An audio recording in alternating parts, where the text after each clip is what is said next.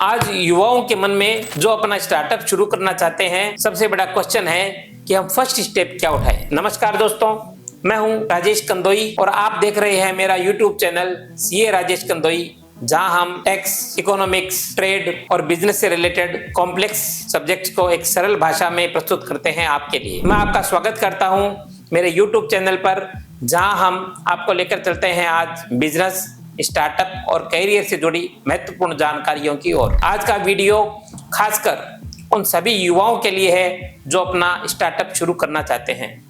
अगर आप भी उनमें से एक है तो ये इस वीडियो को लास्ट तक देखिएगा। सबसे पहला स्टेप है सही आइडिया का चुनाव। सबसे पहली और सबसे अहम बात है कि सही बिजनेस आइडिया को हम कैसे चुनें। आपको ऐसा आइडिया चुनना चाहिए जो आपके पैशन से जुड़ा हुआ हो, मार्केट की डिमांड और समस्याओं को समझे, लोगों को क्या जरूरत है, एक अनोखा या बेहतर समाधान दे जिससे आपको बाजार में खास पहचान मिले। रिसर्च करें कि क्या आपके आइडिया के लिए मार्केट बड़ा है और वहां पर प्रतिस्पर्धा कैसी है।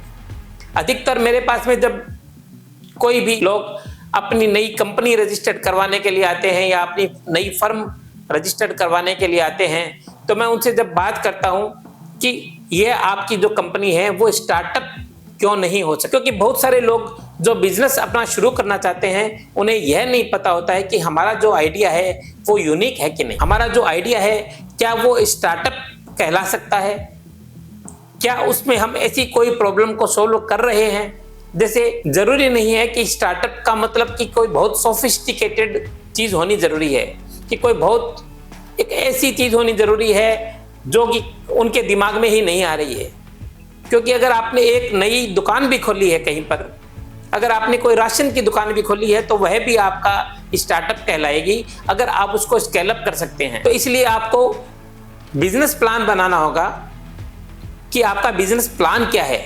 अगर आपका बिजनेस प्लान एक राशन दुकान खोलने तक ही सीमित है तो वह एक दुकान, ये एक बिजनेस कहलाएगा। लेकिन उसको स्टार्टअप कहने के लिए क्या उसमें स्केलेबिलिटी है, क्या आप जिस प्रॉब्लम को सोल्व कर रहे हैं वो कोई यूनिक सॉल्यूशन है क्या उस प्रॉब्लम का, या फिर उस प्रॉब्लम का वो सॉल्यूशन तो पहले से ही चल रहा है लेकिन आप उसको प्रॉब्लम को सोल्व करने का कोई यूनिक मेथड बता रहे हैं क्या। और अगर वो यूनिक सॉल्यूशन नहीं है, कोई यूनिक मेथड नहीं है, तो आपके स्टार्टअप में ऐसी स्केलेबिलिटी है क्या जिससे कि उससे मैसिव एम्प्लॉयमेंट जनरेशन हो सकता है। तो बहुत बार जब मैं एक यंग एंटरप्रेन्योर से बात करता हूं या किसी बिजनेस स्टार्ट करने के लिए जब कोई एंटरप्रेन्योर मेरे पास आता है, उससे डिस्कस करते हैं, तो उनको ये इंसाइट नहीं होती है, उनका ये विजन नहीं आता है कई बार निकल करके कि उनका ये बिजनेस एक स्टार्टअप कैसे बन सकता है। तो इसके लिए आपको एक बेहतर बिजनेस प्लान बनाना होगा जिसमें आप अपने प्रोडक्ट और सर्विस की पूरी डिटेल लेंगे, आपका टारगेट मार्केट क्या है, उसमें कंपटीशन का लेवल क्या है और आपके कौन कौन प्रोस्पेक्टिव कस्टमर्स हो सकते हैं। अपने स्टार्टअप के लिए, अपने बिजनेस के लिए आपको एक ऐसी फाइनेंशियल प्लान बनाना होगा कि इसमें शुरू में कितना इन्वेस्टमेंट लगेगा, कितना एक्सपेंस होगा, इनकम का क्या एस्टिमेशन है और उसमें प्रॉफिट का क्या एस्टिमेशन है। और आपको अपनी एक मार्केटिंग और सेल्स की स्ट्रेटेजी भी बनानी होगी कि आप अपने प्रोडक्ट्स को बाजार में कैसे बेचेंगे। तो अगर आपके पास में अपना आइडिया है, उस आइडिया को आप पेपर पर उतार लेते हैं कि आपका मार्केट सेगमेंट क्या होगा, आपका प्रोडक्ट क्या होगा, आपके कस्टमर कौन होंगे, आपके सप्लायर कौन होंगे, उसमें कितना इन्वेस्टमेंट लगेगा, कितना रेगुलर एक्सपेंस आपको और डालना पड़ सकता है, और उसके बाद में इनकम और प्रॉफिट के क्या एस्टिमेशन होंगे। तो दोस्तों, आप अपने स्टार्टअप को रजिस्टर्ड करने जाने के लिए आप आइडिएशन लेवल पर पहला स्टेप उठा चुके हैं। उसके बाद में आपको अपने स्टार्टअप को रजिस्ट्रेशन करने के लिए एक कानूनी प्रक्रिया के समझ डेवलप करनी है। मैं आपको केवल एक शॉर्ट इंसाइट देने वाला हूं कि कैसे आप अपने स्टार्टअप की कानूनी रूपरेखा को तैयार करेंगे। सबसे पहले आप कंपनी का सही फॉर्म चूज करेंगे कि आपको उस अपनी स्टार्टअप कंपनी को as a company private limited के रूप में रजिस्टर्ड करवाना है या फिर एलएलपी के रूप में रजिस्टर्ड करवाना है या पार्टनरशिप या प्रोप्राइटरशिप के रूप में रजिस्टर्ड करवाना है। और सही फॉर्म का चूज करके आप अपने उस बिजनेस को स्टेट गवर्नमेंट के साथ में जो पोर्टल्स हैं उन पोर्टल पर अपना रजिस्ट्रेशन करेंगे, जैसे कि GST registration, pan number, tan number, ये सब अप्लाई करना।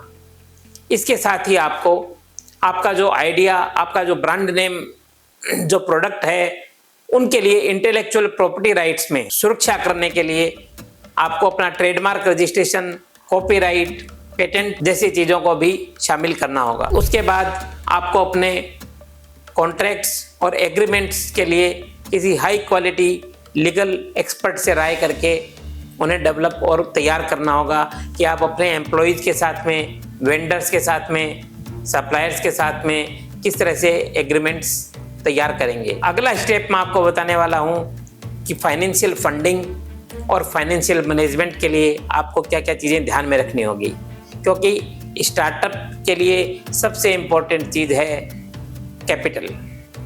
आइडिया को सही जगह पर मूर्त रूप देने के लिए आपको कैपिटल की ज़रूरत पड़ेगी।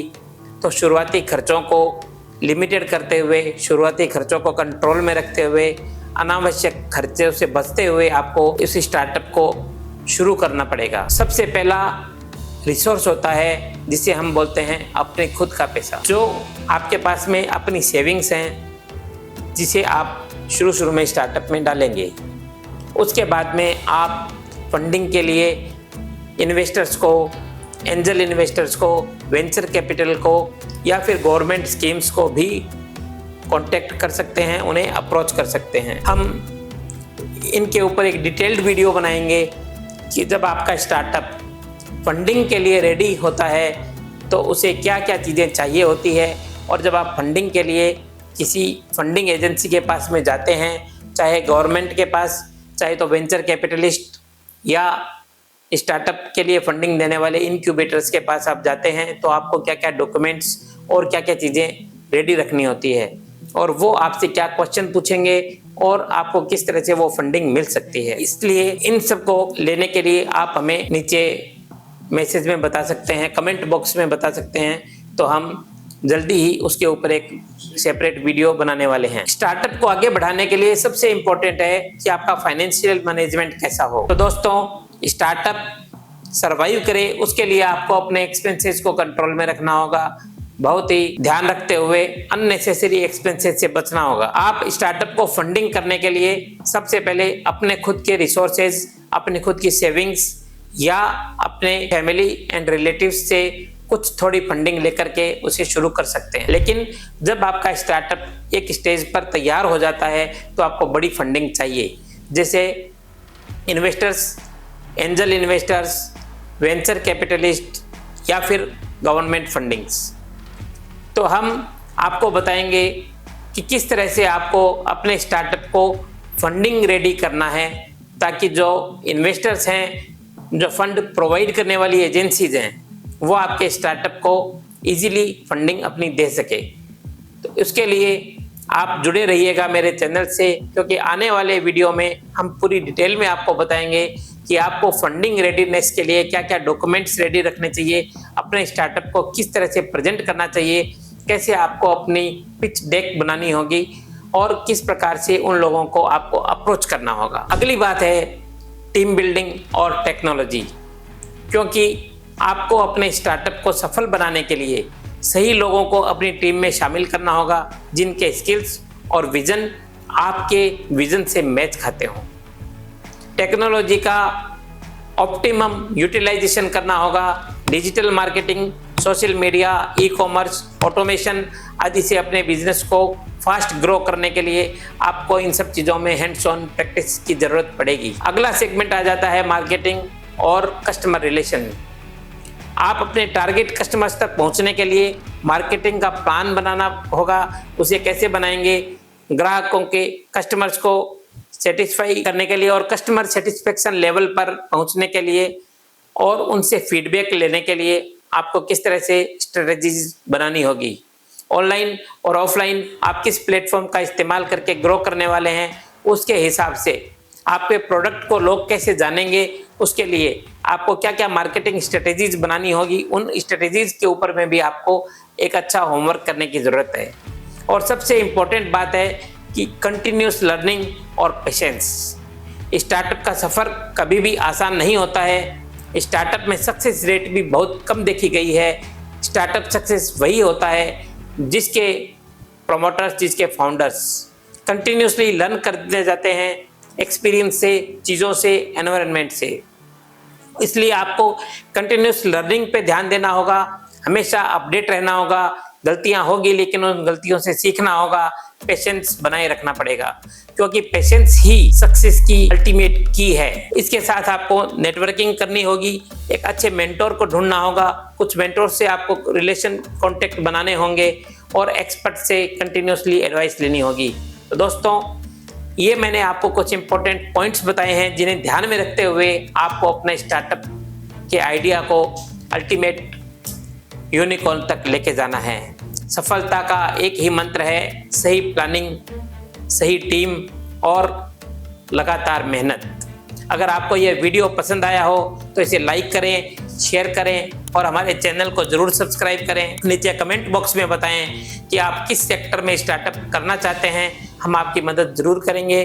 जल्दी मिलेंगे एक नई वीडियो के साथ। तब तक के लिए धन्यवाद और आपके नए स्टार्टअप के लिए शुभकामनाएं। नमस्कार।